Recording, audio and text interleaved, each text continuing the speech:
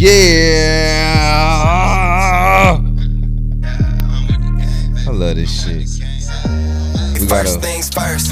Hey, first things first. We got a very special guest. In real life, I dropped a pack of that heavy. I'm real like she fuck with First me things 'cause first, my we got a treat very ain't feel special nice. guest. First But things first. Shout out the real ones. These niggas acting shout out like to the real killers ones. This ain't song killed is none. for Been you. on the road cooking shit and it's still fun. He wanna talk up Bomb Body that Glock, but he Collection. still run. Niggas always talk on that clock, what they run for. Bomb Body Collections, I see you. Really wanna stay long. All that TikTok really finna Wiseman Security, I see you. SCA Cleaning Services, I see you. Stone Dart and the Mix, I see you. All Things 805, I see you. Hanging with the Carters, I see you. There's so many more. Young Boss Life Clothing, I see you. Thank you for all of you that are part of this show and that make this show go.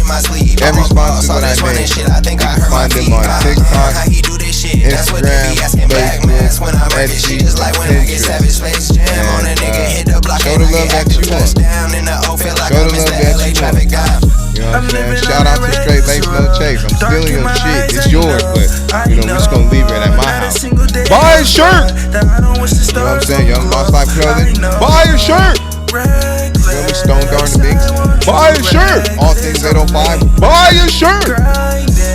Damn it, where's my horns at? Where's my horns at?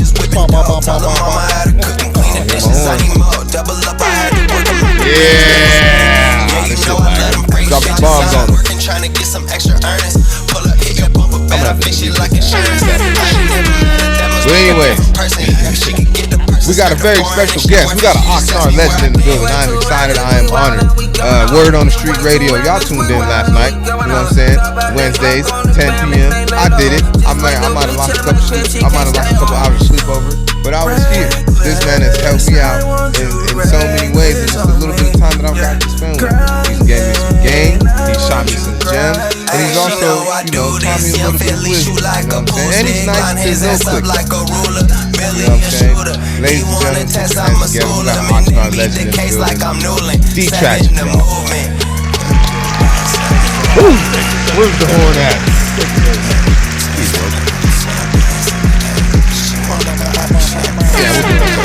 Right there.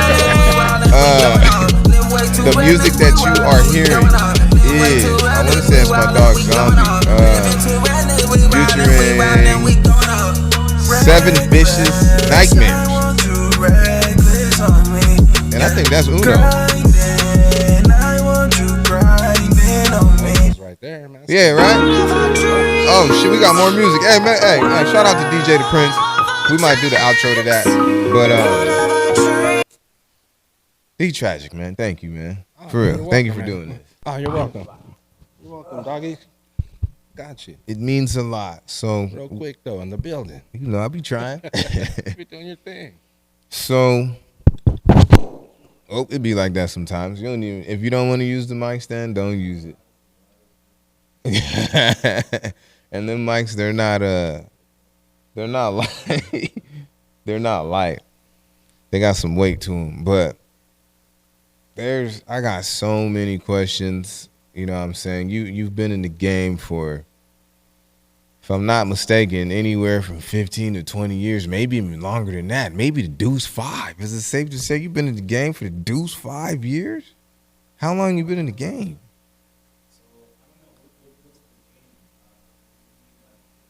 Okay, that's a good question. Let's say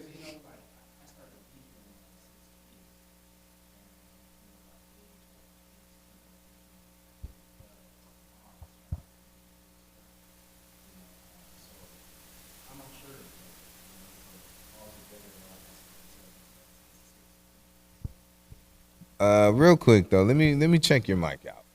I'm not hearing it. Let me see. Do we got some motion?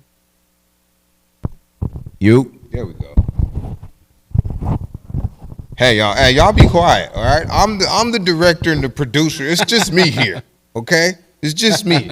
So I'm gonna ask you again.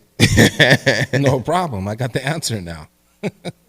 So all right, it's a 2-part question. So okay. once you started for yourself in the game, and then once you kicked the door into where you started making a name for yourself, and then when you make a name for yourself, the money started coming in?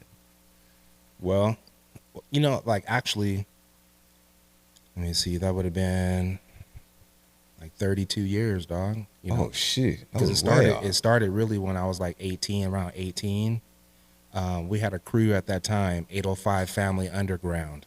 That's what we would do. We were all rappers and hip hoppers, I was a DJ. We would put on parties, dog, and we would throw these underground parties around secret locations in the 805, we should say. And, at those parties, we would, one of our legendary door admissions was 2 girls wanted to get in. They paid $50 each to get in our lavish house parties. And the girls was paying to get in? It was really popping. The place was packed. We put on a classic New Year's Eve, and we had Halloween parties that were just off the hook. So it started then. But, I think making a name for myself, D-Tragic, like as a DJ or whatever, was kind of like once I kind of like learned what I thought my lane was, and since then it's, I'd say a good, 25 plus years. So you started doing this when the DJs was cooler than the rappers. The DJs is getting into all the parties. I mean, the DJs during that time, the parties that were going on, like they wanted DJs. So they had DJs there. Like, a lot of parties now, they don't have like a DJ there, like with the turntables. Oh, right. Doing the party. So like around that time, that's around that time, that's when, like you said, the DJs were the thing. And then rappers were always rapping throughout my life, but here on the 805 tip is when the rappers shortly after that, man, they started kind of taking over the scene. I told my middle kid, because he used to rap. He used to rap all the time. He was always writing. He was always making beats. And I told him to stick with it because he just turned 16. So I would tell him, like, this is the time where you're going to start partying. Learn how to DJ. I mean, you're already 16. Making beats. Learn how to DJ. And there won't be a party that you're not going to get invited to. Like, if I would have known that back in the day, I probably would have been a DJ. Well, like, I don't know. So for me, DJing for me wasn't more about like being able to go to the parties. But it was more like we were the kids that would say, hey, like if you heard this song on the radio, it's already old. Right. We were kids that we liked music. We would go to the record stores. We'd say, hey, these cats, here's a label. Who do you have on this label that you could buy records from? And we would buy CDs and tapes that were like from artists that we didn't know who they were, but they had the little Sick-Witted Records pig on it. We knew, hey, they're messing with E40. Right. So we know that whoever it was on there, they had to be kind of dope. So we were those type of kids that were always trying to get records. We were showing up to school with new music, like, hey, but you got this, we got this, we got that. So kind of being a DJ for us was like, hey, we got this music that's new. Like we had to go get it. It wasn't like something that was served to us. It was something that we had to go get to kind of give to you. So we wanted to play this music. So in a way, these parties were more about, hey, nah, we got to introduce this music to you because this new music is dope. I know that you listen to the radio. I know that you say, oh man, I wish they played real music. Like I know that they played the same 20, 15, 20 songs. Yep. So these were the songs torture that were brand new. No one heard about them yet. And so that was what being a DJ was about to us. And it still is today for me. That's the era I come from, that's the part. But yeah, man, you got the music, man. You got the party with you too, so it's always fun. Man, my brother, he used to gatekeep music. I hear something and it's like, hey, who is that? Where'd you get that from? Nah, I can't tell you because you're going to be playing it in your playlist and you're going to end up bagging the chick that I was trying to get with the same song. So they be like, it was both my brothers. They just be hogging all the music. Hogging the music. Did you ever Did you ever try to rap, or did you ever make your own music? Hey, shout out to my boy Contra though. You know what I mean? Oh, word up. What up? Hey, What up? Hey, Contra, you know what's up, homie. Just talk to him. You know, clever DJ. You guys see me spit hot 16s. you know, like back in the day, and I still tell people today, I call it the line. It's like, you know, I think most people they have favorite songs, they learn the lyrics. They're, you know, you can say in the shower or wherever it is that you're rapping in your song in the ride. You know the words to the songs, you rap along. So eventually, you know, you could write lyrics, you could start practicing them. I'm gonna say practice rapping them, and then eventually memorize the lyrics and do it off the top of your head. I think everybody did something like that, but for reals, like I was always like the DJ, but for reals, like even if you could memorize it and perform it, that still doesn't make you the true MC. You know what I mean? Like for reals. And that's a talent gift that only a few people have. So no, I was never the MC. I've been known to hop into the cypher. That's like me. Yeah, no, I was always the listener. If I was rapping, it was definitely comedy night that we were doing. All right, yeah, you know, facts.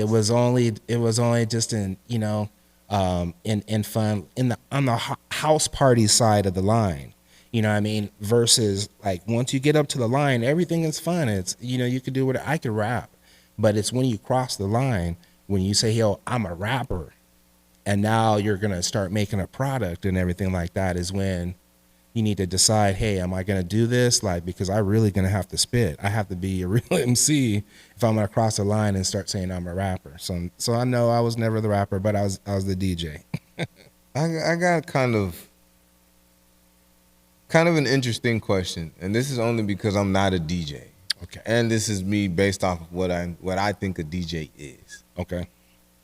You have DJing when you were growing up, which is turntables and crates of vinyls. And then you have DJs today that can just plug something in and just mix it together to where it flows. Yes. Are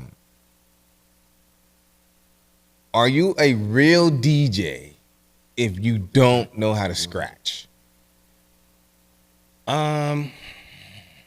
I'm gonna try to answer this fairly though. Yeah, of course. Gotta try to do it fairly. No shade to the guys that just plug it in and DJ, and you know that only fade one song into the next. No shade to y'all. Before I get all technical or anything like that, I would say that it's all about the era you come up in. You know, obviously with everything that is going on in the urban world, you know, depending on which era you came up in, things are going to be different than they were before. Okay. So I come up in an era of DJing where every DJ that knows this knows what is a DJ if he can't scratch, you know, like, so that's the era that I came in. Yeah. So that's what drew me to wanting to be a DJ. Shout out to my brother John, like him scratching, you know, and listening to I love that shit. New hip hop, you know, records that were coming out and people were scratching. I always loved that. I started witnessing people do it, you know, in real life, and that's what drew me to being a DJ. So in my era as hip hop, as part of hip hop culture, one of the main parts of hip hop culture, you can be a DJ and not know how to scratch, because like scratching just isn't easy. There's so many different scratch techniques that you could do that is very technical and hard to do. Shout out to all the DJs that make it look easy. Like, and that's more of a hip hop culture type of thing. Like all hip hop tracks, you hear the cut sounds in them, the scratches in them and everything like that. But like, there's an art to DJing, and that's the side that I come from, you know. And I'm not the hardest DJ at all. I know how to scratch. I know some tricks. And shout out to the DJs that really showed me that my equipment wasn't broken. You know what I mean? They come and turn my stuff out. You know what I mean? So you don't have to know how to scratch. You don't have to use turntables. if you're going into a hip hop culture environment, please have the turntables. Like okay, there there will we be go. a true hip hop head that reminds you that, you know, Technique 1200s, the Wheels of Steels, the Almighty Techniques, like you need those in hip hop culture. Like like the consoles. These consoles are out, the motorized ones, the individual digital turntables with no tone arms, no nothing, using phase, like all these different pieces of equipment, the technology. In the end, you know, I look at all these things as tools, you know what I mean? And I'm really into the technology part of it, you know, so I'm kind of the wrong person to ask that. I had Final Scratch. I was using Final Scratch on Linux when that first came out. I used Serato. I still have a record collection. I got rid of over 3,000 records I thought I was going to be grabbing and using. So I'm really about the digital DJing. All right. I would say if you have a console, no matter how dope it is, and you go to a hip hop event, like a hip hop culture event, you probably will catch some flack, but either what you have, the bottom line is you have to get the job done. So wherever you're at, make sure you turn it out, and that's all you gotta do. That's real. And if you turn it out, no matter what you have, you got the job done. People are gonna show that love. And some of these people that we looked up on the Technique 12s, like this new equipment's able to take your skill level to a place you never thought it would be. So it's up to you. I don't really care. You got to get the job done, you know? Who are some DJs that you looked up to when you were growing up? Hey, shout out to my boy, rest in peace, DJ Nasty Ness. You know, shout out to DJ Reggie from the Turntable out in New Jersey. My brother, DJ John. That's what's my up. brother John. He's the one that got me into DJing or wanting to be a DJ. Shout out to the Fat Boys, man, them too. You know, like growing up around here too, like when I decided, hey, I'm gonna be a DJ and start buying DJ equipment, we were just trying to rock parties, you know. This is when you could throw a house party, a legit house party with lights and everything inside of kegs. You'd have kegs stacked up. And, you know, around here, the 805, man, a DJ I looked up to, DJ J Scratch, bro. I hear that Like, name for a reals, lot. dude. I was a kid. I got hooked on hip hop. DJ J Scratch was the DJ that was holding it down out here, dog, for reals. Hey, Like, come see me, man. he I hear still your is. name a He lot. still is too. I'm Come not see like me, man. I'm not trying to swing on the jock and all that. But that cat for reals, like if you go check out, and I tell everybody this, shout out to my boy Jay Scratch. If you go check out the record, We're All in the Same Gang, it had some of the founders of West Coast hip hop on there. And people don't really know, you know, or give him all the credit because like he's not trying to tell you about everything. You know, he's been around forever, but that cat's on that record. You know what I mean? He's on that record, and I always thought that was super dope. Another thing, I want to give a big shout out to the homies, DJ Slimer, man, DJ Busy D, those cats from ASR Entertainment, man, and their whole crew. You know what I mean? DJ Spiral, Rob Logic, DJ Logic, all those cats, man. DJ Buddha, man, those cats really set it off here in Oxnard. I'm from Ventura, dog, but in Oxnard is like where all the real underground hip hop. Yeah, it's happen, definitely dog. a hub out here. Definitely. Those cats right there, bro. ASR Entertainment. I mean, there's DJs way before me too as well, but as far as the hip hop scene and the local MCs versus just breakers and a lot of electronic type of DJs, like, you know, ASR Entertainment, man, they held it down right here. They've really been true to the culture. Slimer and Busy D, man, ASR, everybody knows.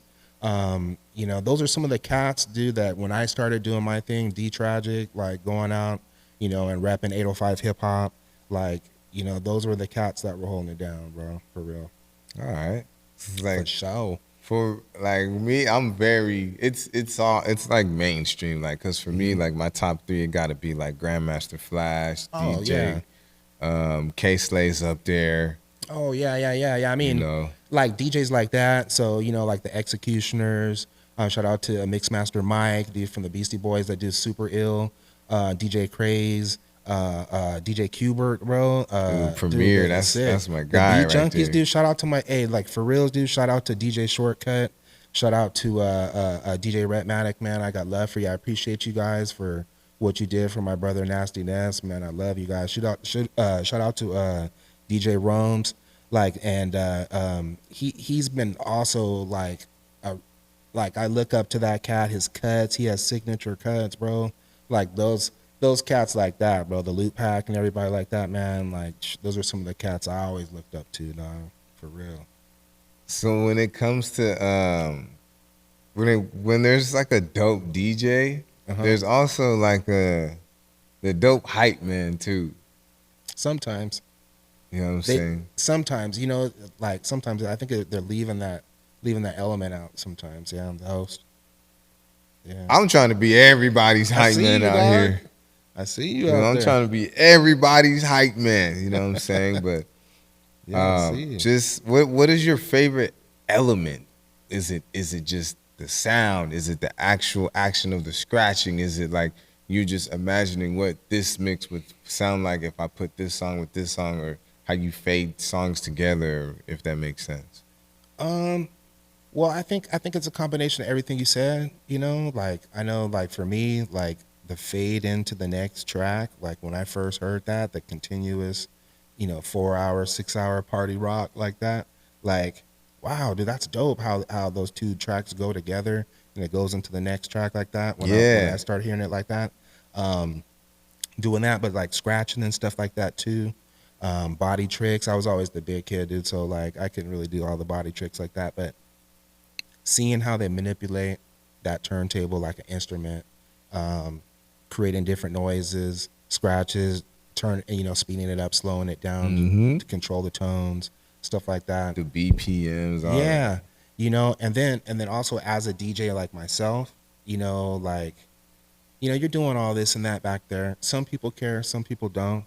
Some people they look at you like looking like they want to listen to you, looking at you like this, and some people just listen to you with their back towards you. They just want to hear the music. But I look at things like, you play and everything, but when you put on a record, dog, like, and you see not necessarily all just women, girls, and all, but you see like girls do this the best though. Women, girls, where like, when you hit their song and you see how happy it makes them, and you see how they grab their friends and how they be hitting the dance floor, and how happy they are to celebrate whatever it is, man, that part right there makes you want to be a DJ too and be like, oh, I wish I hope I have all the hits. I hope I can rock that party and make everybody happy, so they go home and they say, hey, you know what? We had a good ass time. Like, you don't necessarily have to, D Tragic, he's the one that, the DJ saved my life, but like, nothing like that. But you know that if you walk away from something and you rocked it and everyone had a good time, that's all you really want, dog. You know what I mean? You gotta get paid too, though. Oh yeah, you gotta get paid too. But shout out to my guy DJ GG Allen. I had no problem shooting you your bread, man. Yeah. If y'all want to have a good time, pay the DJs, man. Stop asking for pay them. Pay them. If you want to pay $50 for a DJ, give me the $50, and I'll just push play on my playlist and let that rock. If you have playlist money, just say, DJ, could you make me a cool playlist? Like you said, just hit play, and so I can hear it on a Bluetooth speaker that's loud.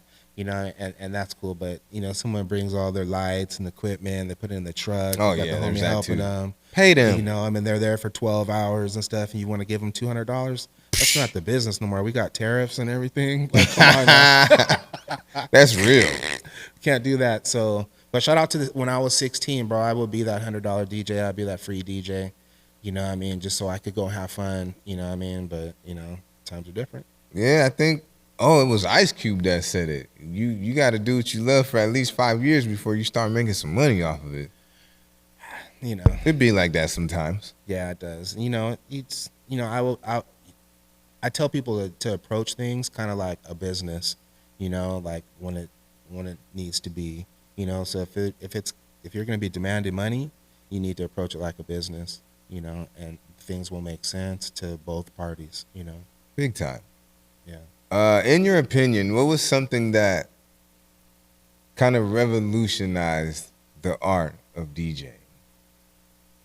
Well, obviously, the digital DJing software part of it. So like software like I never seen the RZA's version of Serato. He has his own version of the digital DJ, how you manipulate a digital song with a physical vinyl or platter. But I would say Serato Final Scratch, when instead of having vinyl, you would have your digital collection. So you would have 10,000 songs on a laptop or hard drive. And when you could pick a song on your laptop and put it on the left side, and when you drop the needle down, that song was there. That meant that all the MP3s, that all the underground heads from the 805, from the underground LA, from everywhere, anybody that was independent that never had a record or a CD, all their music could be DJ'd now, to where you could cut and scratch hooks, sentences and stuff like that. So I think when digital DJing came around, this is before like mixers with cue buttons and buttons to where you could trigger certain parts of the song, just that. When that came out, it changed the whole game. And there was artists that, were like, oh, it's the devil, and then, me, I'm like, yo, They're taking away from the art of it. yeah, and there was issues with sound quality, Right. And MP3s at like 26 kilobytes a Yeah. second, and it sounds worse than So it's radio trash. system. Yeah, Then you super have then you hear garbage. CDQ and it's like, wait, that's Yeah, LimeWire CD and that one's paid for. Yeah. Right. So there was stuff that all improved.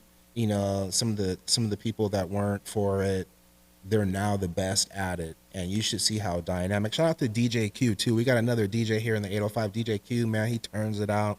And DJ Creativity, man, they've showed me too that like, man, they've taken DJing way far. You see big DJs now and their sets, and it's just nutty, bro. It's just nutty, man. Shout out to them, man. When it comes to artists running to you to like, hey, I got a song, play this. How do I ask the question? How often does that happen to you? And then I like to ask, how do you say no? Because that can be it's like friendly controversial. You know what I'm saying? Because sometimes we do have to say no to certain things, Yeah. So how do you deal with that? Well, I get music all the time. Mm-hmm. So people submit it to me digitally. I get it in an email. I show up to the station where I work at right now too, and sometimes I have it in my mailbox. People send me CDs and physical. A lot of the time, honestly, I don't have to say no. If I get something and I'm not feeling it, I just don't play it. It's that simple. And some of the artists, I've played their music before, and I just don't play it. And if they hit me up and they're like, yo, what do you think? Then I give them some feedback. I give them my honest feedback, whatever it is they want to hear. There's been a couple times too where people wanted me to play their music, and I didn't play it, and they got angry about it, and pulled up on me and stuff like that. No, they pull up, fool. Like, shoot, you better pay attention to the streets. Hey, it'll be tragic for you. Like, fool, you gotta pay attention. And like, but honestly, bro, like, I've sat down with artists and said, hey, I've got music that I've liked and some other music I wasn't feeling. And and I'm not trying to be like a dick or nothing like that. This is my opinion. Me, I'm not, it's, when it comes to like, oh, is it good or bad? That's not up to me, fool. Like, I just play what I play on my show. Like, you know what I mean? And I know I try to be supportive of cats. I play music that I'm not bumping in my ride. Stuff like that. I play some of the dopest Spanish cuts, bro, and I don't know all the Spanish, dog. You know what I mean? But I know it's dope. So I don't know. One thing that I could say, it's like if they really, really want the true feedback, I'll give it to them. There's like one example is I got a track from a cat that, sent me the track. I listened to the beat. I separate lyrics and the beats. I listened to it a few times, and I listened to it, and the beats, you know, honestly sound like it was made off of a really cheap Casio keyboard. You know, it sounded like some Tinkerbell type, Yeah. just really, really, low budget sound. You know, the recording was awful. Like, yeah, like we've recorded through headphone, like one of the headphones before. I don't know if people have ever rocked that before, ever used their headphones as a mic. Like we've done that, but this was like, the quality wasn't very good. But I said, listen though, listen to this beat pattern, listen to this drum kit, listen to your lyrics if you can hear them, And True. I said, listen, like let's get you set up on Reason, something that everybody had the bootleg software for free. So let's get you set up on Reason, and let's give you good instruments. Let's give you a real kick drum. Let's give you good hi-hats, snares, and claps, and all that other stuff. And you can remake this beat, and this beat is gonna slap. So it's just, giving them constructive feedback. Some cats just, I've had cats get mad, when I've told them no, and they've made hater videos, jumped up on, Instagram in the car smoking, talking all kinds of shit. Get out your feelings. And that's what happens when you say no sometimes. Or I've had some cats saying, this dude, you better watch your back and all that, to where, you got to get all. Yeah, what's understood don't need to Make better music, man. We don't want all that over. Stop some recording music, on the phone. How about that? Stop recording on the phone or get better bars. Okay, so dope ass beat with trash ass lyrics, or dope ass lyrics with trash ass beat. What do you prefer? They're kind of the same, right? Did I say it the same way? Am I fucking up right now? Because look, as a DJ, like I'm looking at it like this too. It's like, okay, dope ass beat. DJ. So dope ass beat, and shout out to the new style of DJing, bro. I'm taking your vocals off. I'm taking them off, bro. Like, sorry, D, they're gone. And you got hard vocals, so I can send me both of those. Yeah. Because now I got the dope beat, and I'm taking your vocals off. And I got the dope vocals, and I'm taking the trash beat off. And check it out. Now we got the dope track that I'm playing at the club that works. Maybe that's just in my opinion. Maybe I did it right that time. Maybe not. Damn. But like that's how I look as a DJ. But like, they're actually similar. It's like, I guess if you have the dope beat, you can put your own garbage lyrics to it. I could rap to it, or I could just bump it. Like, I think that would bump better in the ride. Like, if I was just driving, you know what I mean? I would rather have the dope beat with and be able to take the lyrics off. I don't know. I just wouldn't have it. I guess this is all circumstantial. I'm just not having it, dog. I'm not having it. Because I can settle I can go with a bad beat. I'm turning if you spitting, if you are barring the shit, if you was just bar after bar after bar, then I'll put up with it. But if the beat is going and I'm bobbing my head to the beat, but you ain't saying that, I gotta change the shit. No. I guess I'm more about the message. Yeah. I guess that's just me. Word on the Street Radio. I heard about that. When did that come about? That's out of Santa Barbara. Yeah, so Word on the Streets Radio, man, every Wednesday nights, 10 p.m. to midnight in the mix, right there, KCSB FM. 91.9. It's stations right there at Stork Tower at UCSB. It's something that's been there for 60 years, I think, or longer. Word on the Streets Radio, I started about 15 years ago. KCSB was a spot for me that I would go when I was a kid. We would rap. After we would go party in Isla Vista. Later on, I was doing some work at a nightclub called Nickelby's. Shout out to Nickelby's. I heard about them. Nightclub, man, it's the legendary spot. But I would have artists, and sometimes I would have artists come through, and when you book artists and you don't have a lot of money, you try to do anything value added that you can do. Right. So I would try to get them interviews set up at radio stations. I would try to get them what they needed as far as, building with people, selling merch, things like that. So the school, UCSB, Isla Vista, was always a hot spot for us. And I would bring them up there and have interviews. So I say, hey, I have an interview with this artist or that artist. And they'd be, oh, yeah, let's do it. And they would always say, hey, Trash, why don't you have your own show there? Why don't you do a show? And I say, I can't because I work a regular job and Facts. I can't do it. But when I started my own business, Tag Computers, is when now I got the time. Now I have time. You know what I mean? And I said, all right, so now I'm going to do my own show. It's called Word on the Streets because what we aim to do in the show is talk about events, artists that have new music that's coming out, things that are cracking in the streets. The streets meaning places where you would hear this underground music. Like you hear about, like I don't even want to mention anybody's name, but you hear about big artists' names like all the time, and like that's what adds value to a lot of stuff. Well, I know that our artists, the underground 805ers, man, they got a lot of talent, they got a lot of value, and my thing is, hey, we got to bring attention to things hip hop related to our underground scene, the places where we don't get the love from the mainstream, which is fine, but that's what I do. So I got to put the word on the streets. And, so that, and, you intermix that too with the type of words that these artists be spitting on the mic live when we have them through the show. And that's another part of it right there. So it's been about, I'd say a cool 15 right now. 15 years, man. And it's kind of an extension from what I was doing before that with the nightclub, getting artists able to rock with big artists, or doing the 805 hip hop show when I was doing the video show on Caps TV Channel 6. You know what I mean?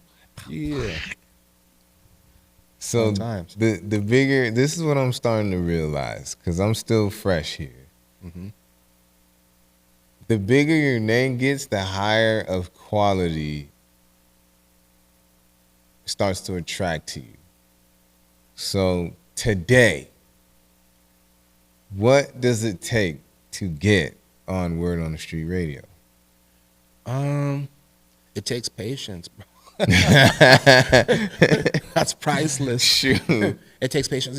Really, honestly, like one, I tell people, and this part is probably the hardest part on how to get on Word on the Streets Radio, like no joke, is to actually do something, is to make the music, because that's what we do on our show is music.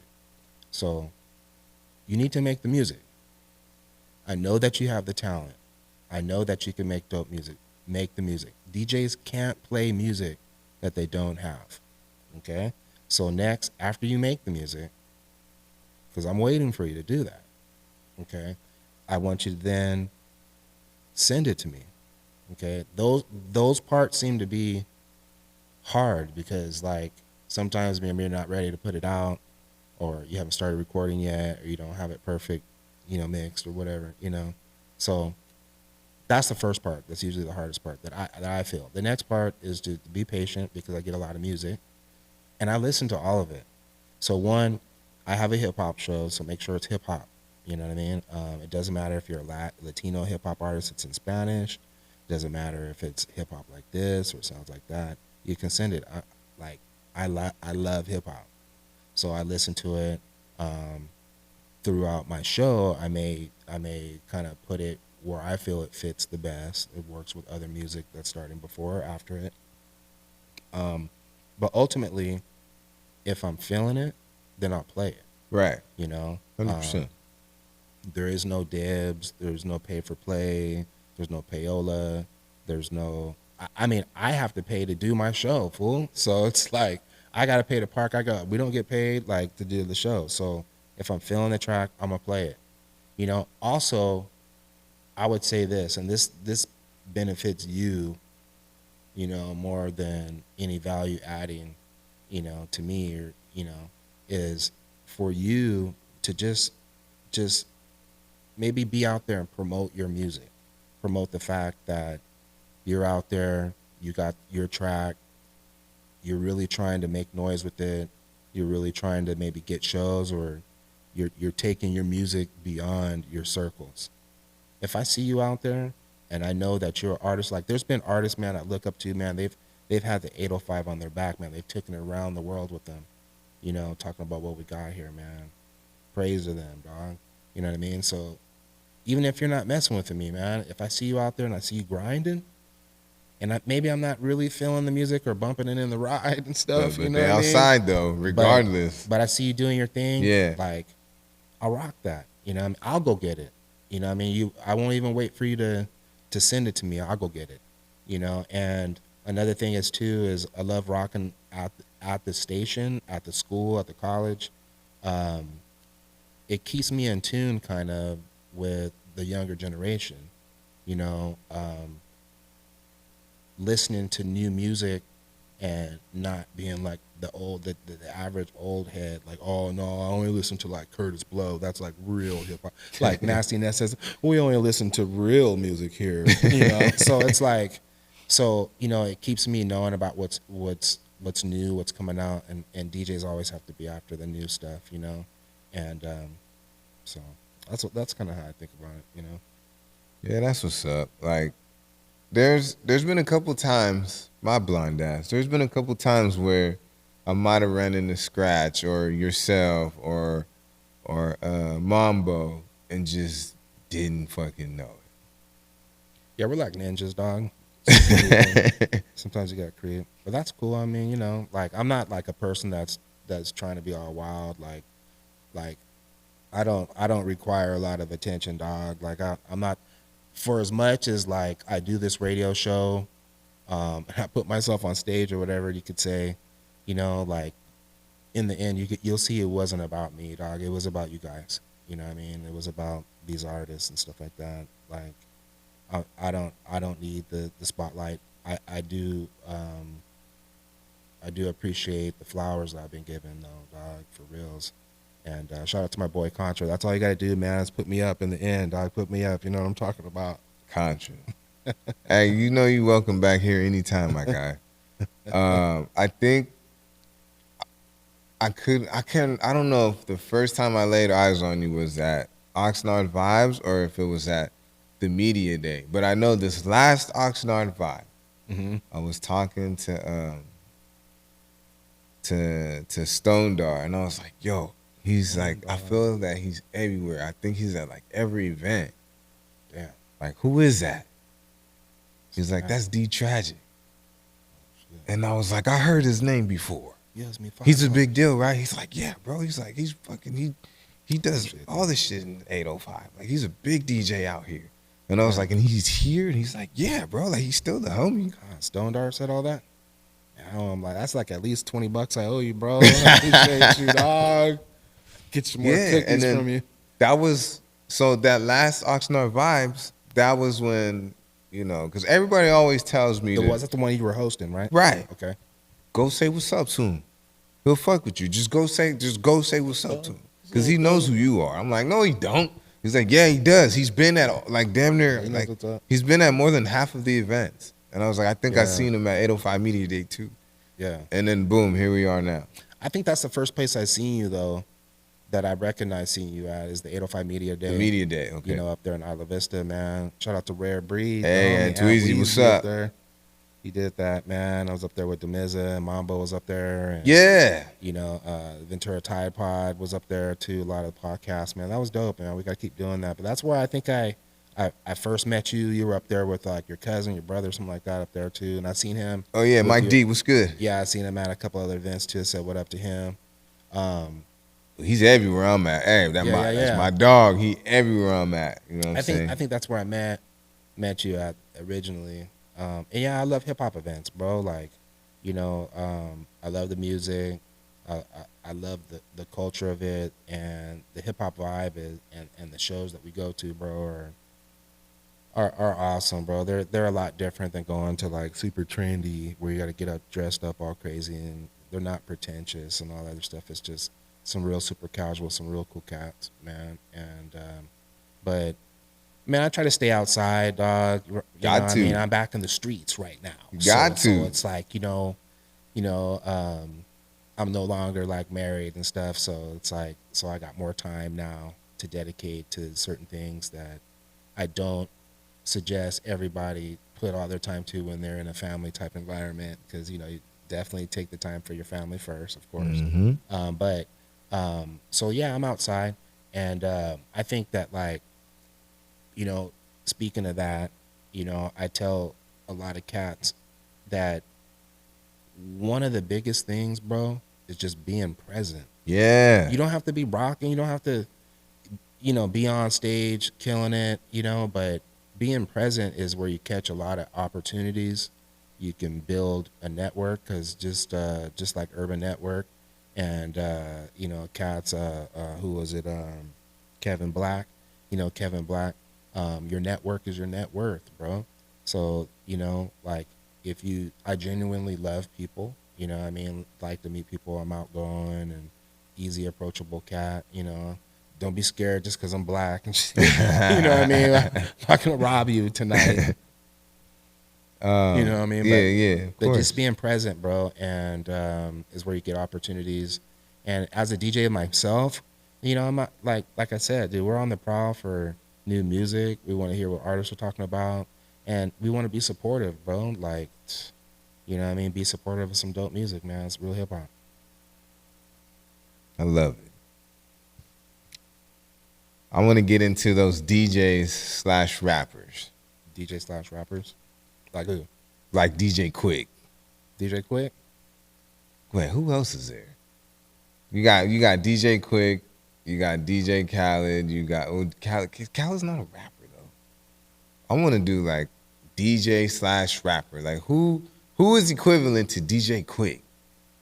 Well, I don't know. Like DJ Quick's DJ Quick, you know, obviously. Because he can DJ. I he never produce, really saw engineer. DJ Quick as like the DJ. I know he's the DJ, but DJ Quick is, to me, has always been a rapper. You know, he DJs though. He rocks. He does sets and everything like that. And he's legit, certified by law. You know what I mean? But I always seen him as a rapper. You know what I mean? Like, I'm not trying to battle him either. He probably turned me down. Like, who am I? You know what I mean? But I don't know, you know, like, Because I feel like there's a lot of DJs, they just put DJ in front of their name. Who did I see? Was it Royce the 5'9" or somebody was spitting, but they were rocking off the turntables too? I see some YouTube, Instagram clip or something. Like, it was a named artist, man, that was doing their thing. And I was like, yo, that's pretty tight right there. He was actually holding it down properly though. But a lot of the times I see that happening, bro, is just because the promoter didn't have enough money to really book him as the artist. So the artist that's not really getting booked to rap, sometimes they break down and they say, all right, I usually charge 5,000, but you know, you can give me 1,500 and I'll be the DJ that night. So Hey, Snoop does it. Shaq did it. Hey, get it how you live, I guess. I mean, you know, they didn't need to do that, but like, you know, when they come out and play, it's cool. It's cool. Like, as a promoter, they're gonna put their name on the flyer, and their name and their picture. Their association is gonna bring everybody out. That part's cool. But like, are you really thinking that Snoop or Shaq is gonna hold it down like DJ Craze, DJ Qbert? You know, Sorry, but like nah. the Junkies, dog. Like, are they gonna hold it down? You know what I mean? Like, they just that. push and play. No, I mean, Shaq might have actually been DJ. They might play the songs you want to hear if you care about it, but it's not going to really be like a true hip hop head. And if you're not a true hip hop head, you may not even care about this. You know what I mean? So it just depends. But I don't know. Have you ever thought about like making an album? Because like, again, like Khaled or K-Slay or Premier, they have their albums out. Have you ever thought about doing an album? I've thought about it. I myself truly believe that if you do make an album, you need to truly be able to promote it and put it out properly. Back in the day, you know, I had a studio. I still have a studio. I can make beats. I've made beats. You know, shout out to the Hope Provider track. That's the classic Robert De Niro track right there too. That's my alter ego right there, Robert De Niro, so that people know. You know, a few people know that cat. But like, really, I really haven't been focused in on trying to be a record label and putting out records. I've thought about it. I really haven't decided to put in the money into doing that, invest into doing that. It's a really risky business. I was doing shows for a lot of time, so I put my money up on that. I was doing shows. I kind of got out of that. A lot of the time I do now is I put that money into my computer business that I have right there. It's what pays for D-Tragic to be D-Tragic. So other artists out there, they're struggling with your studio bills. Like, you need a job. So Big like time. I invest in that. I've been self-employed for a long time now. So I don't know. Like, it's something I think would be cool, but maybe at the right time. Okay. Yeah. I'm here for it. Let me Are you know gonna when go it come out. You know what I'm saying? I'll do the intro, outro, maybe. Maybe I'll drop a special EP or something like that. Yeah, Has get some of everybody these on it. get some of these locals on here. I'm gonna just do that for now with my show. So Wednesday nights, 10 p.m. to midnight of the mix. Hey, let them know. This last week's show, bro, man, it was off the hook. That was probably one of the shows that had the most amount of dope music from the 805 that I've heard recently, man. So we're on fire right now, man. That's what I like to hear. Yeah. Hey, thanks for the shout out too. I heard it. Oh, did you hear it? Yeah, there you You go. shouted me Yeah, out. I dog. was like, yeah, because a lot of Yeah. y'all now, like y'all just making me feel like I made it. You know what I'm saying? Between you and Tweezy, you know what I'm saying? Miss Hallinette on the radio, Young Quicks, Yeah. you know what I'm saying? All these big names. It's like, bro, you with us now. You know what I'm saying? I take pride in being, in the same car with y'all, if that makes sense. You know what I'm saying? Well, that's cool. I mean, like, I don't know if, I'm not doing it to try to be the man out there or nothing like that. I mean, trust me, I appreciate the love for all the work and the blood, sweat, and tears I put into it. No joke. But honestly, like I tell people, like new DJs starting up when we're talking about why and how I go about doing my show and why I even do it is, like you got to have a lot of respect for yourself and the things that you do, you know. 1,000. So this thing that I do now, I think it's a privilege to be in this position to do the things that I'm doing right now with music, something that a long time ago I thought when I was a kid, when I was given Jay Scratch my demo tape, me and 12 Grand's demo tape, and I was like, yo, Jay Scratch, yeah, we're hot, bro, check this out. And I was DJing, had the beats, Yeah. 12 Grand was rocking over, and we made all that. Something a long time ago I thought would be cool to be doing. Now I see the responsibility in it, dog. You know what I mean? I don't just do this just to have fun. Today I see it like something I do for my community. It's like I could be out on the beach picking up trash on the side of the freeway and all this other stuff to give back to my community. This is the way that I give back to my community. This is the way that I think I've discovered as being my lane to where I could be most effective on doing what we want to do. This has been a way also, whether it's been the TV show on Caps TV Channel 6, working in the nightclubs and doing underground hip hop shows, doing the radio show on KCSB 91.9.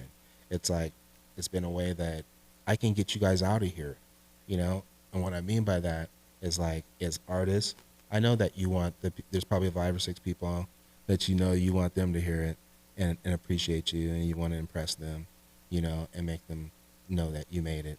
But you also, as an artist, also want to get your music out there to the rest of the world. So what I always wanted to do is see people take their music and leave here with it, be able to let their music go around the whole world with it. Of course, yeah.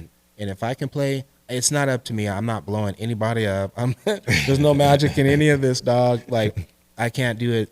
I don't play that part, but I can co-sign for people. People do listen to the show.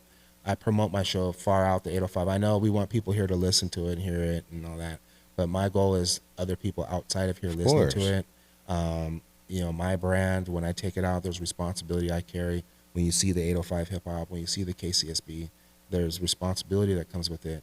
And now it's something that, like, it needs to be here, dog. Like, I'm not going to be able to do it forever, you know what I mean? But it's a platform that's going to be around forever. So there's a responsibility that comes with it. So now that's how I see it. It's serious, bro. Like, Yeah. it's some real, it's choose real the field hip-hop. for the next ones. And if you're not about the culture, you're not about, if you don't understand it, then that's cool.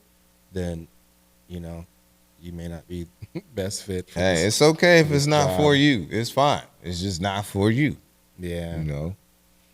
My dog, Lord Sanctus, he's actually across the street performing Oh, dope. at the beautiful Levity Live. Maybe as we speak. That's a fair spot. Big up to KO the legend. Yeah, he was. Yeah, KO the legend. I've been rocking with that cat, man, for mad years. That dude is so super talented, Man. super stylish. Nobody got style like that cat, man.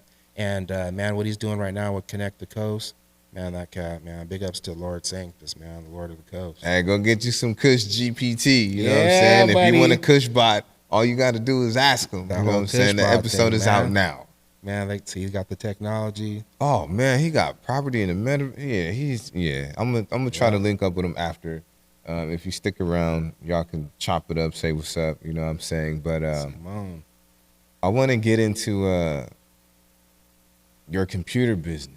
Okay. And I brought up Sanctus for a reason, because I was talking to him earlier today, and you know, I had let him know about my SSD card situation. It's not an SSD card, okay? Well, yeah, get me. It's not an SSD. That's an external USB drive. Okay. Boom. Okay. So I was telling him about that. Okay. All right. And he was all like, well, if you gave it to D Tragic and he couldn't do nothing with it, damn, you got to let that go, bro. There's nothing that No, you still got the drive saver alternative. It's usually not like, I don't know what you have on it. I know the beats are fire and everything, but it's an expensive job once you have to open up the drive and take it into a clean room environment. Drive, you know, so it's, at that point, I usually try to avoid you from having to go through that. Yeah. With backing up your stuff. So boom, with all that being said right there, when did you know? It was like, you know what? I'm nice at this. I'm about to start my own business, and it's gonna pay some bills around here. That's hilarious. So you said I'm nice with this, and I'm gonna start my own business to pay the bills. Okay, so like when I used to work at Procter and Gamble. Okay, shout out to my homies that still work there and the whole P&G fam. Hella cool. I was working there as a contractor, and I worked with everyone at P&G. I worked there like 5 years like that there, and right there in Oxnard. It's a huge, they make Charmin and Bounty, bro. Okay, nothing sexy. Huge environment though. You could get killed though walking around there with robots going back and forth, and crazy. Super environmental, industrial environment. But after 5 years, I became an HP employee. So I started working for HP, the computer company. Right, the tech. They do IT services for, you know, big companies worldwide. So after 5 years working with HP, they started outsourcing, canceling positions. They had asked me if I wanted to work in a call center in Manila. And I didn't really know where Manila was at first. I thought it was like the folders and stuff, you know? Yeah. Manila It's folders. the Philippines. Yeah, so it was the Philippines. And at the time, I had just got engaged, and I was like, nah, I'm not going to be able to do that. So shortly afterwards, you know, the writing was like all over the wall that I was about to lose my job. You know what I mean? So it was that point where, you know,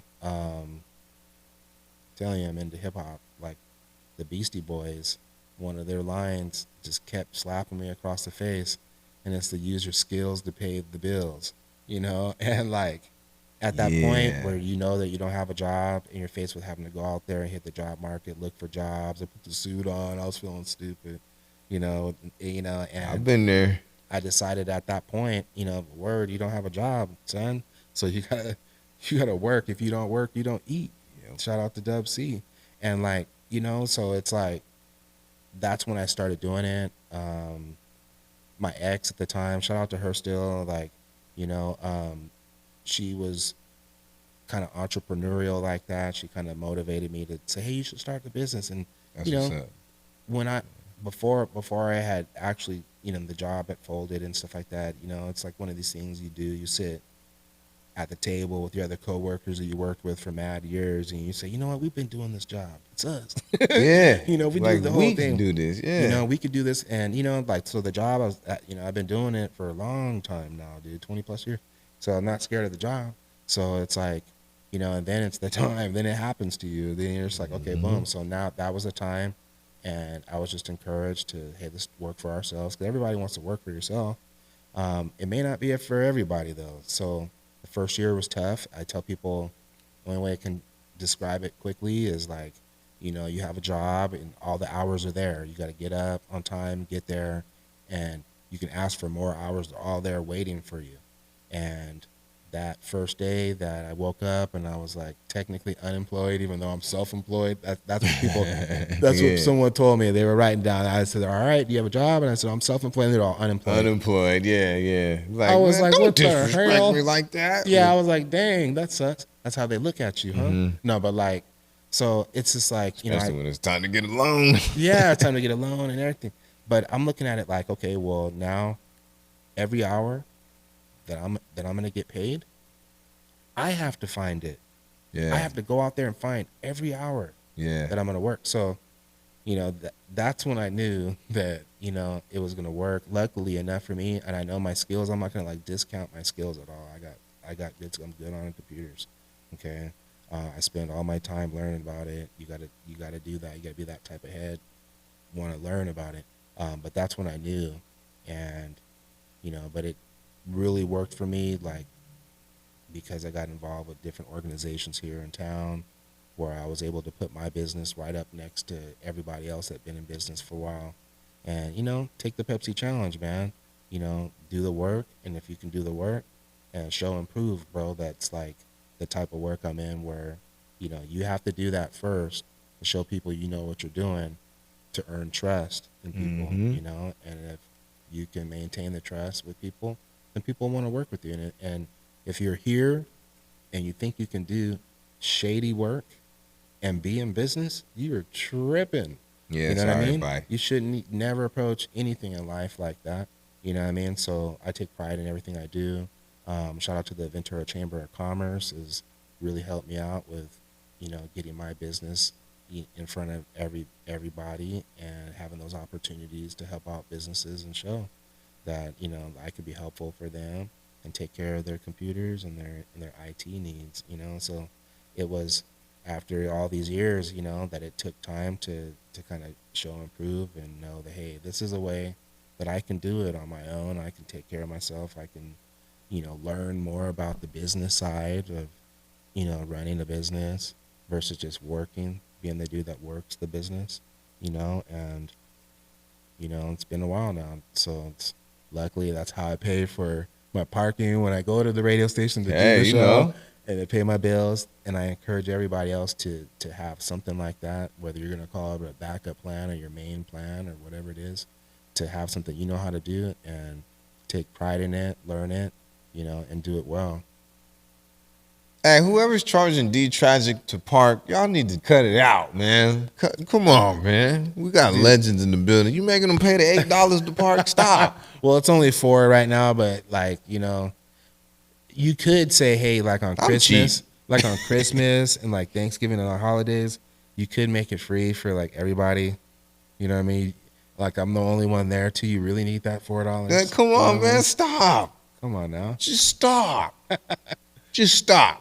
Have a heart.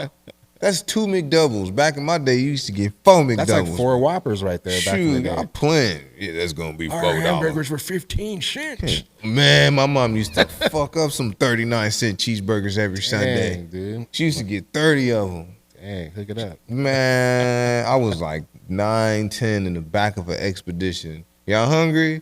That was the only time she had no problem taking us to McDonald's. Cheeseburgers was 39 cents. That's the day.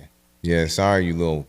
They're not even the same burgers anymore either, man. There's some plastic burgers. Some plastic burgers. Yeah, this shit tastes like.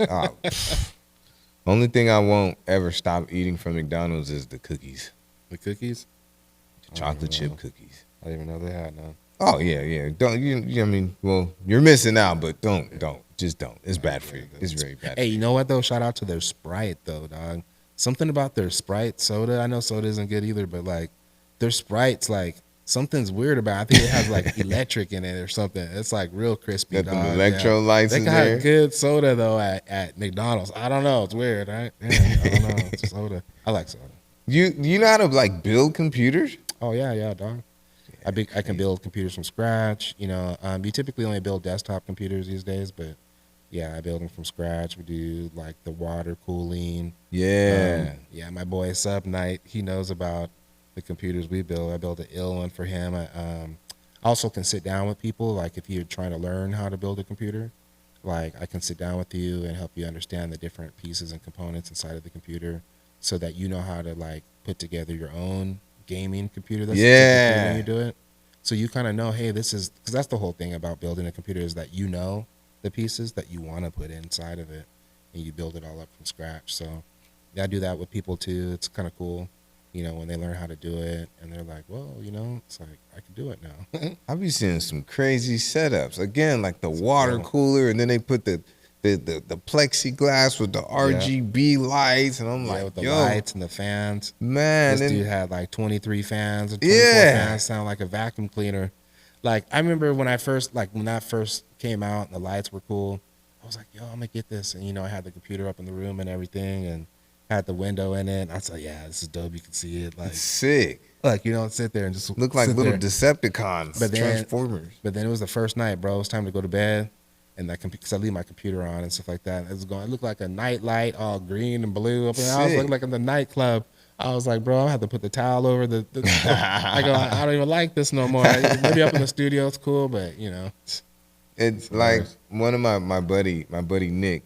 He would go crazy with that stuff, and he probably had like the smoothest keyboard I've ever laid my hands on.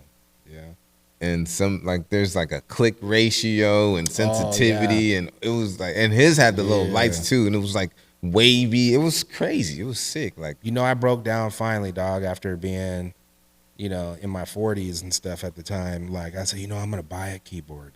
Like I just went to the store specifically to buy a keyboard. I was like, man, I think I'm old now, but there's certain keyboards that are out there that, you know, aren't the free keyboard that comes with the computer. It's the one, this keyboard probably weighs like 15 pounds. Like you can smack somebody over the head with it. You can use it as a weapon, you know, but these are like what they call the mechanical keyboards, and a lot of gamers like those. I can play some of the games. I'm not a gamer or nothing like that. It's too hard. But like the keys are the type that are like the old school keyboards where when you type, and if it's really clicky, and you can change out the keys and make them softer or harder, more clicky or not. I mean, you know, something extra slight. You know, it's kind of flossy. You know what I mean? But it's some of these setups, it's necessary if you're playing games. They be having these crazy expensive mouses that you can adjust on the fly. Oh yeah. And then they'll have the screens that'll like they'll curve, and then you can turn them vertical. Like some of these are like $20,000 setups. I've been watching a lot of Unbox Therapy, and I've been learning a little bit about some of these computer setups. Yeah. My vision is not equipped to be handling all that detail. All that detail. And it's like, this one is like 4,000 frames per second, or what is it? The hertz? Yeah, hertz. The refresh hertz? Yeah, refresh. Yeah, megahertz. Yeah. You know, all that does matter. You know, like once you start playing games or you get into like some really high quality like image editing, stuff like that, that's where you start to see the difference between a really high quality monitor and just one that just looked like it was nice because it was up on the wall and it was flat, you know? Yeah. So it's like when you play these games, and you know, gaming takes like more than actually doing the job. So it's like you need a computer that's really super advanced to give you all these features. And I was just talking about it with somebody. It's like, you know, the reason why that they're so expensive is because you need the type of video cards. They're really big expenses, and the speed, so that the game can do all that stuff. So like an example was, you know, like say you're playing like a Call of Duty war game type of deal. Those be the ones. Depending on how good your computer is, you can turn the quality up and the visual of what you're doing, what you're looking at when you're playing the game. And there's certain things like reflection. So say you're hiding out, you don't want to get shot at or something crazy, and you know you're hiding out, and you know you're in a space where people are running by you. You could actually be in a spot to where maybe you're looking at like the reflection off of a pond, and you can see the reflection of somebody, and that's how you can see. Like if you have a computer good enough, it'll let you use that feature. If it's not good enough, it won't let you turn on reflections and stuff like that. So a lot of the time it's like having that those extra features can make you a better player in the game. You know what I mean? If you have those advantages over other people that don't have it. Dude, my brother, he had to buy a new TV because his old TV couldn't keep up with his PlayStation 5. Oh yeah, it'd be I all was blurry. like, yo, It's blurry, yeah. like that the term you're lagging, bro. Yeah, that was him for Yeah. you're lagging, bro. And he would like he can OD sometimes. Yeah. Not like breaking and slamming controllers down, but it's like because he plays fast, sensitivity Yeah. all the way up, and he's just Yeah. you know what I'm saying. He's locked in, and he's like if he makes a move, and if it can be a tenth of a second. If it doesn't go with him, he's throwing a fit because if there's that's a latency. kill that he just could have had, or somebody took his kill, or he got killed. Yeah, or he can get killed. And I mean, it's that serious, and stuff is moving that fast that, like, if there is latency, if it does, like, if you hit. That's the word, latency. Yeah, if you move over, and then, And like. then it moves and then, over? like, 30 minutes later, it wants to move over. Nah, that's not going to work, dude. You can't see the future like that. Play the game like that, dog, you know? Because if So- I can see it, it's a problem. Yeah. So, I mean, you know, well, you know, so yeah, it's, there's some cool gaming stuff that you can do, but you want to be a good player, you need the right tools, just like in any job that you work. If you have the right tools, you can do the job the right way. You know what I mean? So that's what it is. And save your money, kids. Stop asking your parents for the $3,000 computer. Word up. See, Go get okay, a I was job. going to ask you a Go get a question job, similar son. to that. Similar. So I'm in. I think I'm in the market for a new laptop. Why exactly? I don't know. It could just be a gut feeling, or maybe I just need to give it Get it to before the D-Tragic tariffs. so you can, I don't know, flush it or something, or make it run, because Maybe. it's not old, because it still works. It's not terrible. It's not terrible. I'm on an Asus. I'm charging right now for this, by the way. Hey, come on, man. It's part of the business. This is consultations right here. You know, the clock is running right now. This is yeah? some consultations. I already started. Nice try. I see what you're doing, dog. I'm just kidding. Seriously though, I Yeah. want you to No, I just said. I want you to check it out. I want you to check it out because I feel like every time I turn it on, it gets slower and slower. Yeah. As things do. Like it's what? I want to say it's going on 7 years old. But what is, so let me just ask the question. Okay. Now, with the tech that we have now, Yes. what is the best brand? What is the brand that is the best bang for the buck? The best. What is the brand That is has the best bang for the buck? Mm-hmm. So when I hear that, I'm trying to make circumstantial. You know yeah. what I mean? When I hear that, I'm thinking like, okay, what's the cheapest computer that's gonna work the best?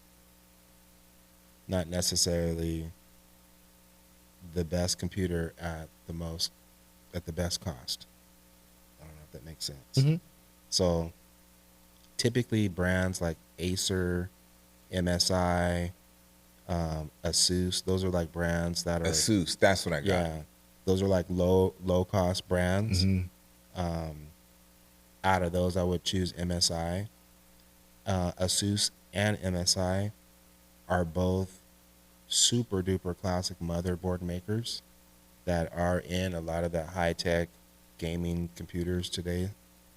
But then they got into making computers using their stuff. So I still think that those computers are still good computers, but they're what's considered the lower cost, Yeah, the big time. economy based computers that are more affordable, dude, for like 90% of the people out there. Yeah. You know what I mean? They have the specs that you can get in other computers of different brands that are higher quality. You can get the Core i9, the i7, the i5 and 3s. Like you can get those in the same amount of rounds, but typically those computers are built in cheaper manner. You know, they're using plastics and Yeah, stuff big that are a time. little bit cheaper. The My screen is shit. But yeah. screens aren't the same quality. So typically those brands are what I'm gonna say the best bang for the bucks. Those are the computers that are like, you know, like in the under $600 range currently. You know, I don't suggest those for business. Those are more for like the kids and going to school, Got that it. the throwaways, you Got know, it. and stuff like that. You You know, so yeah. Cause I got mine. So it was back then. It was $300, terabyte of memory, and it had a CD-ROM.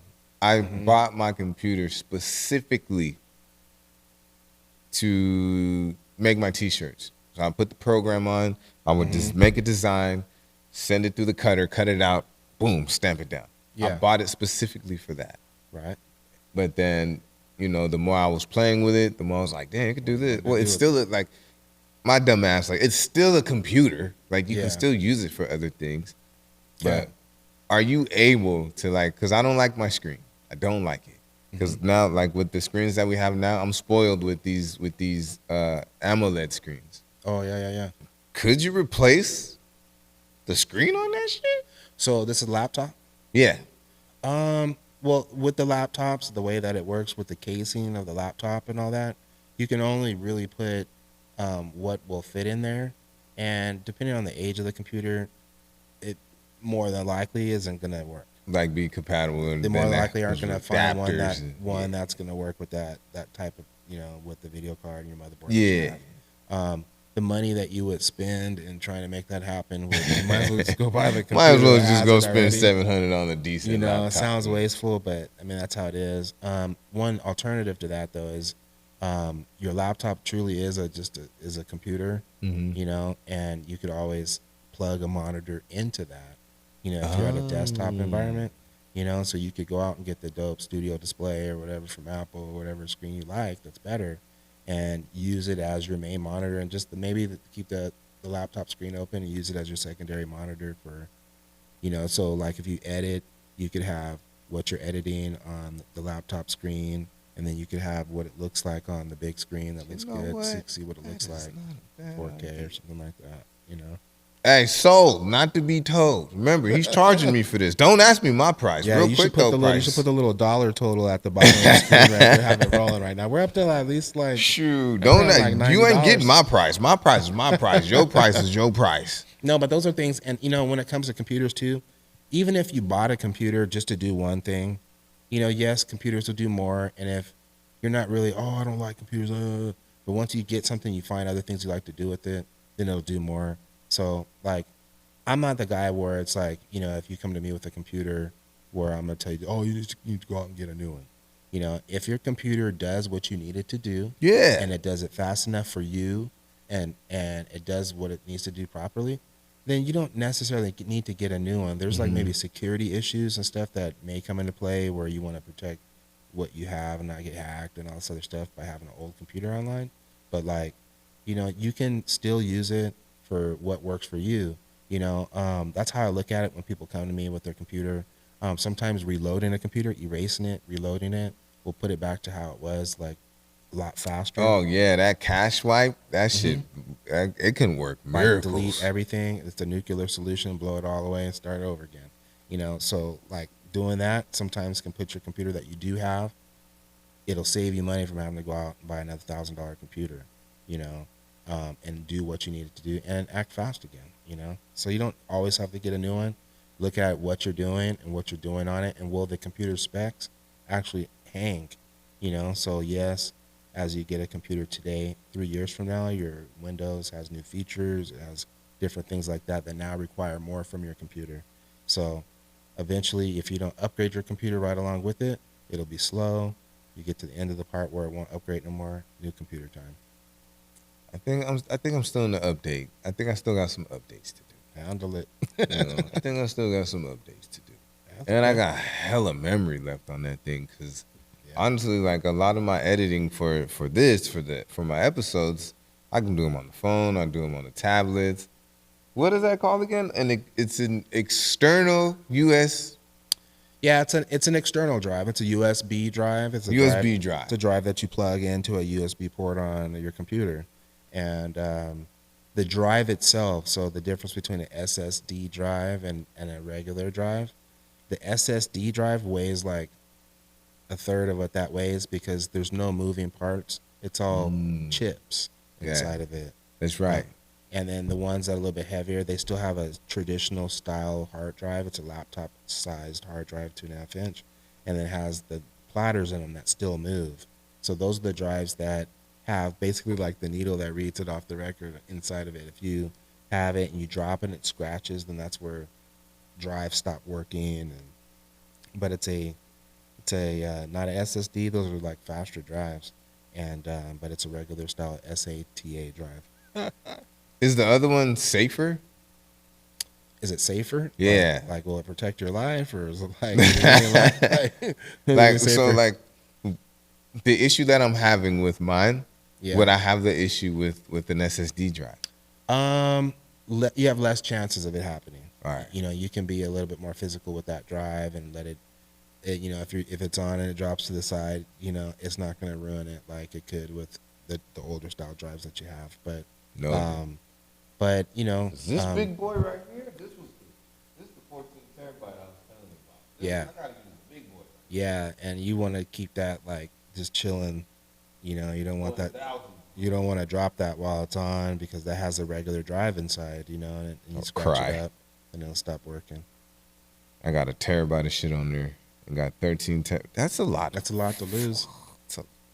It's not even halfway full. Like, does it ever shock you that, like, okay, this phone right now, 256 gigs. Yeah. And it's what? It might be relatively the same size as the drive that I gave you to attempt to repair. Does that freak you out at all? Technology's come far. No, it doesn't. Not me anymore, dude. I mean, maybe because I'm into computers, but I mean, as a DJ too, especially into the digital DJ, I mean, the last time I checked, I think it was more than, you know, it was like 3 or 4 terabytes of just music, dog, that I have. Yeah, that shit is nuts. So like I used to, you know, but back in the day, we used to put all the music on our phones. We used to have a big storage on the phone so that we could put all the songs we wanted on the phones or on our iPods or whatever it was that you were using. And today, you really don't need to do that anymore because everything's streamed, or most things are streamed, or you're looking. Oh, true. Yeah. So you don't really use the storage as much anymore with documents, and it's more pictures and videos that are taking up that space. You know, so it's you know, you don't really need it, but it's not that much of a trip anymore. You know, because I got a lot of files, dog. You know? Like, so, you know, it's a lot to lose too. You know. I'm starting to notice what I see a couple people doing is they will record their podcast on YouTube, but they'll go live. I went live once on YouTube just for fun. Yep. And the second that you're done with it is the second that you can post it. It's there already. It's done. It's there. The only reason why I don't think I'm ready to do it like that is because I think, and I could be wrong, this could just be my eyes, I think it takes away from the quality, because the people that I know that do it that way, there is that latency, there is that lag, there is it's not as clear as it should be. It looks a little pixelated, distorted, whatever. Yeah. So the second I can figure out how to get it to look like this live, then I'll do it that way. But until then, I'm at risk of losing 8 episodes. Yeah, you know, I'm not like the video streamer, but I help people that do it, you know. So I think that it's possible to do what you're saying.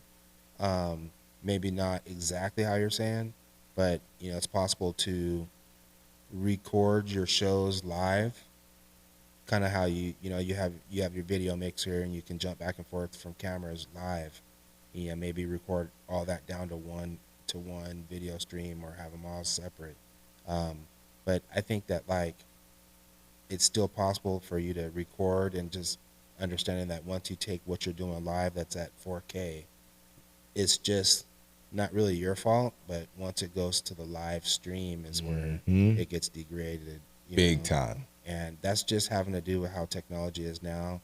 And depending on which type of connection that you're doing it with, you know, there's a lot of determinant factors that are going to tell you how good your program is going to be. You know, it could be starting with your connection to the internet here, like very true. How fast are you connecting at? then you're going over, and how fast is now YouTube allowing your video to stream at, and how fast are they streaming at, and are they messing up your audio, and That whose is fault is very it? true. So there's a lot of factors in between here and the end user watching it. How good is their video, dude? Like, how good is Yeah. their internet? You know what I mean? They're on some dial-up. So many You know what I aspects. mean? So it's tough, but you could also, record this all, do it live on the fly. Like I do my show. My show's live. I'm not like going back and editing it out. Like when people mess up, or I think that my show's live.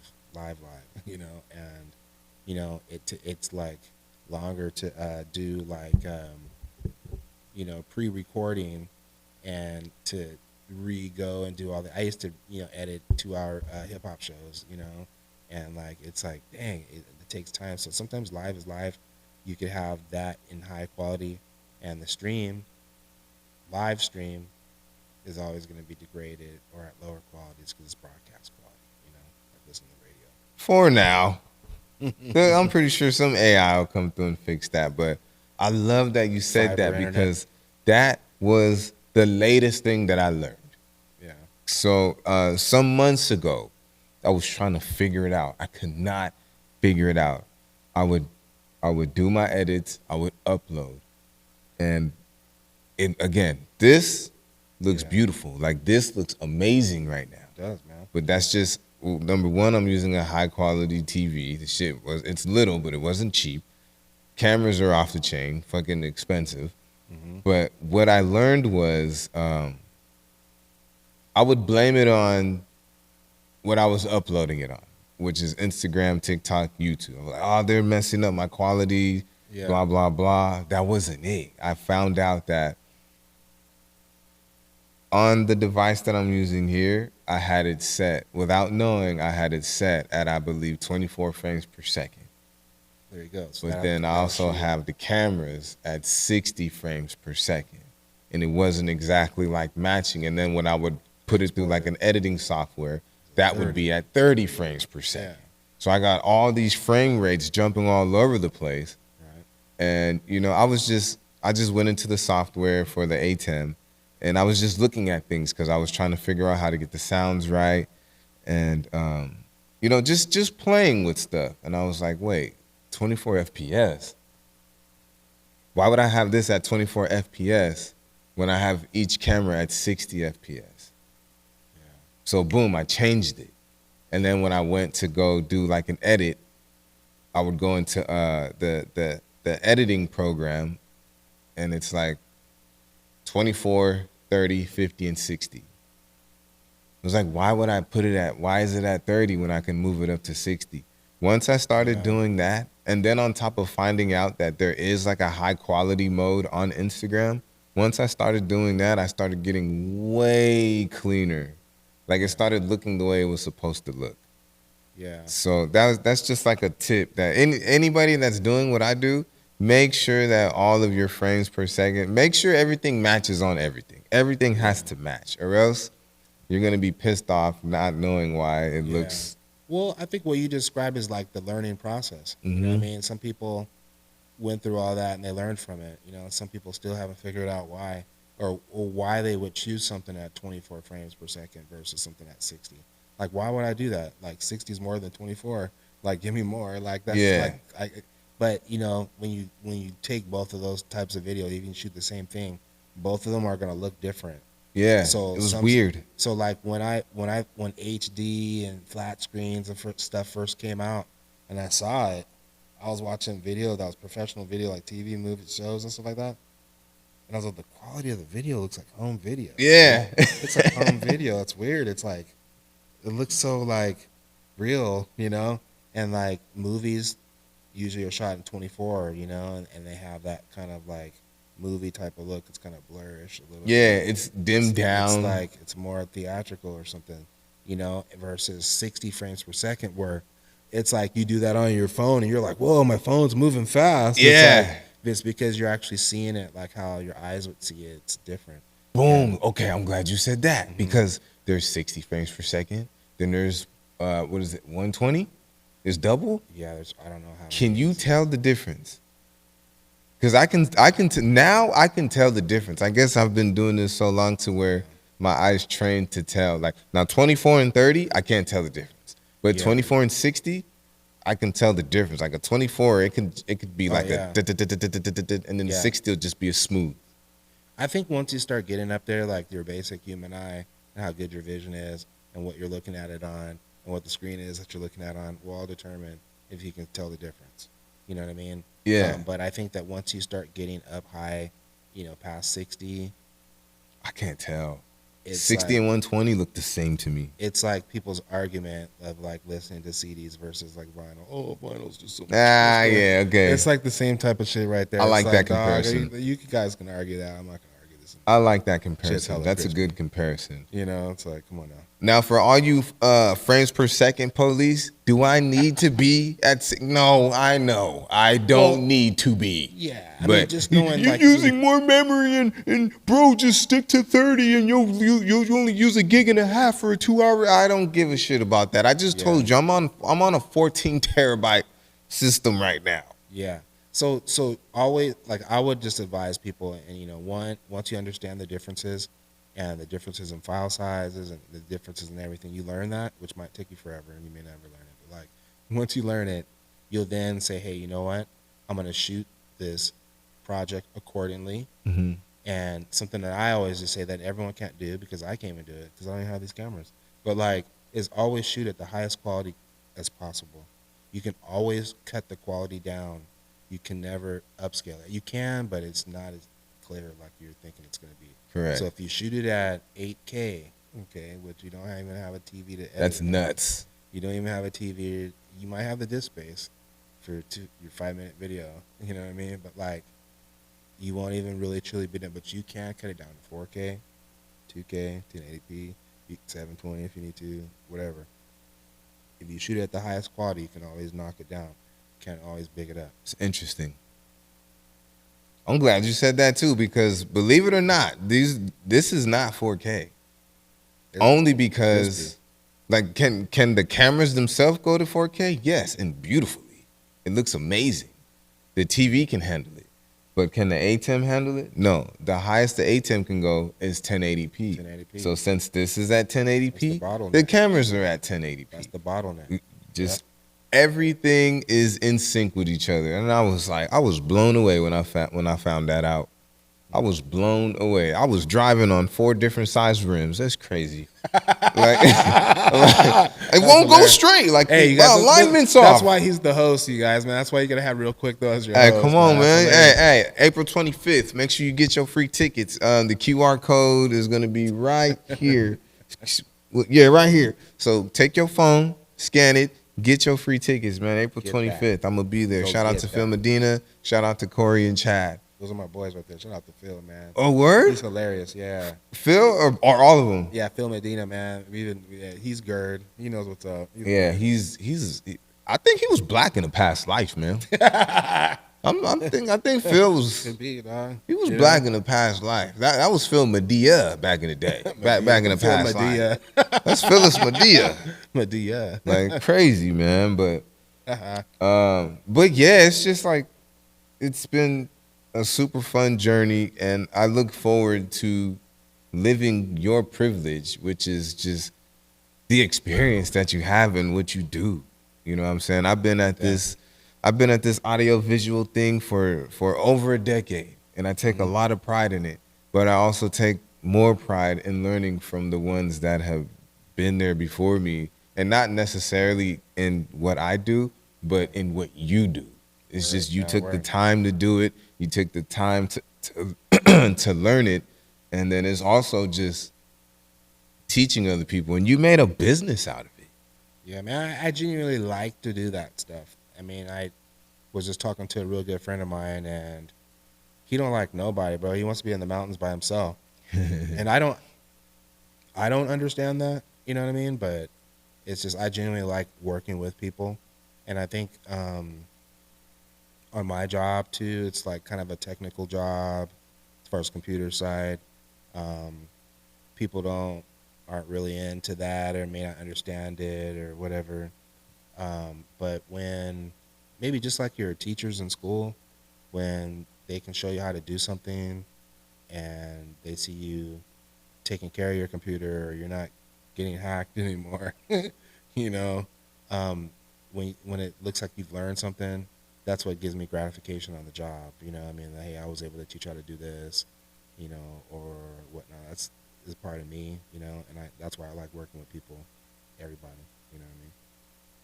Yeah, as a therapist and a behavioral therapist, yeah, the reward is it's a big reward. Like the check's nice, but watching people emulate you, watching people. Don't emulate me, you guys. They'll charge you more now. But it's like it's a huge reward for me to watch somebody start to pick up your good habits, and they don't even know that they picked it up. It's like, all right, I'm doing my job. Like one of my kids, he I kept playing this song. I kept playing Mary Had a Little Lamb, Mary Had a Little Lamb. He plays it by himself now. And every time he completes the song, he just looks at me with this big old smile. He has long hair, big old fluffy cheeks, and he's just smiling. And you know, he has this specific client of mine, he's autistic. Mm-hmm. You know, but it's like just watching him do it because he watched me do it, and then seeing how happy he was, like, yeah, like, you know, he got it for me. You know what I'm saying? That's it's a reward. Go inspire somebody, y'all. Go inspire somebody. Yeah, man. I mean, if I inspired people to do these things, man, that's cool, man. I mean, that's super cool. And you know, it's fun too, man. I just, you know, hip hop has given me, you know, a really good life. I'm fortunate. I'm super lucky to be able to be in the position to be able to rock with all you guys, man. Everybody that I've, you know, done stuff with, I grew up listening to and stuff like that. You know, it's been really cool. You know, that's why I love it so much, man. It's like, it's really, truly, it's not everybody gets to do it like that, you know. Facts. And at the same time, too, I'm just tragic. My feet are on the ground right next to everybody else's, bro. Like, I'm not better than nobody else, dog. You know, I'm down there. For sure not underneath you either, dude. So I just say, hey, my feet are on the ground right next to you. You know, I mean, we all lost, bro. So it's like, we all need to stick together, and that's just how I see it, dude. So that's why I rock with people, dog. That's why people might say, "Oh, it's easy. Just go up there, talk to them," you know. And be patient. That's all. One of my really good friends. He's probably like my best friend since I moved up here. My guy Mark Anthony. He has a saying. Him and his wife taught me. It's never above you, but I'm never below you. Never below you. But I'm always around you. And I was like, and then we'll take a shot after. I was like, dang, that was deep. Yeah, don't be trying to dog me. Yeah, please don't. Come on, you guys, please don't. Don't fucking stand 20 feet in front of me and ask me how many fingers am I holding up, because by the time you think you're getting the answer, you're getting 5. That's how many you finna see. You're like 1. 1, all right? That's how many fingers you got. I'm gonna have to borrow that one too. Shoot, hey, I might have to say that shit on stage. But on that note, we're gonna do this outro. I'm gonna stick to DJ. We're gonna play some DJ. Let's do it. We're gonna play some DJ. Go DJ. Yeah. This track right here is called Dreams by DJ The Prince. Hold on. Turn me up with the headphones. Yeah, word up. I'm gonna turn that down though. Yeah. DJ The Prince. Oh, he has some shit tonight too. I'm gonna try to catch it. Gotta throw those in there too.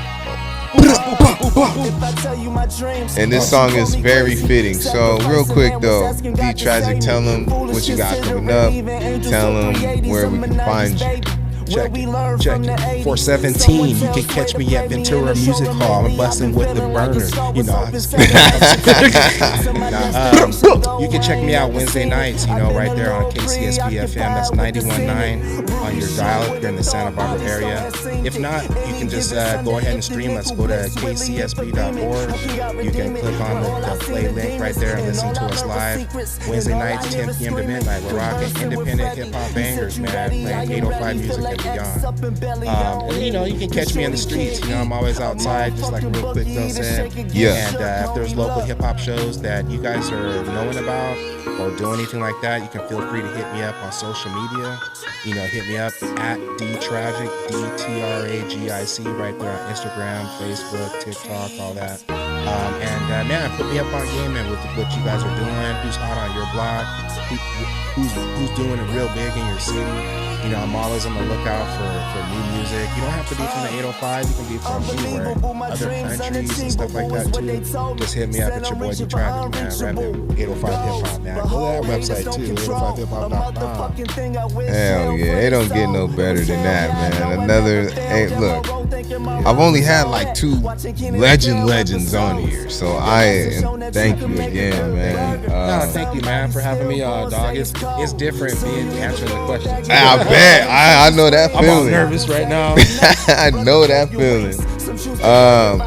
Yacht Quiz over here, man. April 25th. Make sure you go get your tickets. I believe April 30th.